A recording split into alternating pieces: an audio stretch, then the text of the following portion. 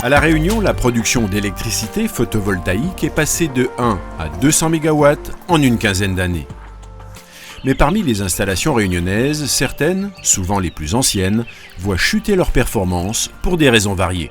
Alors nous pouvons avoir plusieurs sortes de fautes.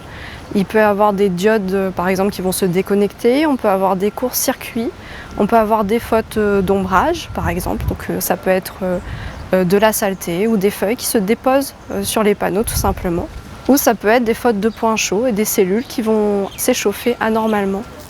Faute de pouvoir diagnostiquer avec précision ces défaillances, les propriétaires des installations s'engagent souvent dans des réparations surdimensionnées, donc coûteuses, ou préfèrent carrément abandonner la production d'électricité.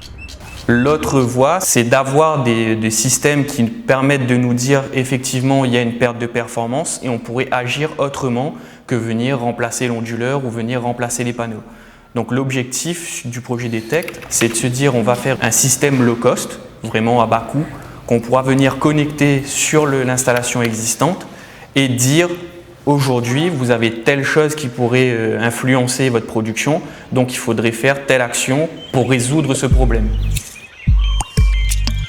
Une installation photovoltaïque, c'est une série de panneaux qui convertissent le rayonnement solaire en électricité et un onduleur qui adapte le courant pour le livrer au réseau. En cas de défaillance, le signal électrique se dégrade et la production chute. Tout l'enjeu du projet Detect, cofinancé par l'Europe, l'État et la région Réunion, c'est de développer des outils informatiques capables d'analyser le signal dégradé pour en déduire l'origine de la panne. Je vais choisir des outils qui viennent de la théorie de l'information et du traitement du signal. Et je vais construire donc des algorithmes dédiés au diagnostic de faute pour étudier, analyser les signaux électriques venant des panneaux photovoltaïques. Pour vérifier que ces algorithmes sont pertinents, on leur fera ensuite analyser des signaux électriques porteurs de défaillance, signaux produits en laboratoire par un simulateur. C'est ce qu'on appellera de l'émulation. Et c'est cette émulation qui va nous permettre de valider le système de diagnostic que le projet Detect développera. Mais pour être sûr qu'une chute de production provient d'une panne, et non des mauvaises conditions météo, il faut connaître la quantité de rayonnement reçu par les panneaux en temps réel et à l'endroit où ils se trouvent. Ce qui n'est pas toujours facile. Tout le monde n'a pas forcément sur son installation photovoltaïque des capteurs qui vont pouvoir nous renseigner sur les différents paramètres climatiques. Donc par exemple sur le gisement solaire, sur la température, sur l'humidité. Et donc pour solutionner ce problème finalement, on utilise un modèle régional climatique qui va nous permettre de caractériser les paramètres qui vont nous manquer.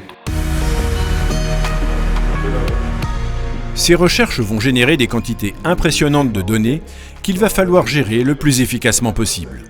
En fait, un des objectifs du projet, donc c'est de stocker et d'agréger toutes ces données là, pour pouvoir réaliser justement les modèles algorithmiques.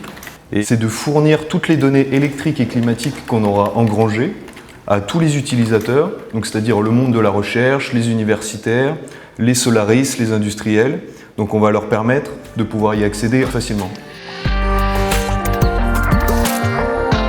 C'est donc un gros chantier de recherche qui s'ouvre, avec la perspective de produire des outils techniques pertinents, connectables aux installations de première génération pour en prolonger la durée d'exploitation.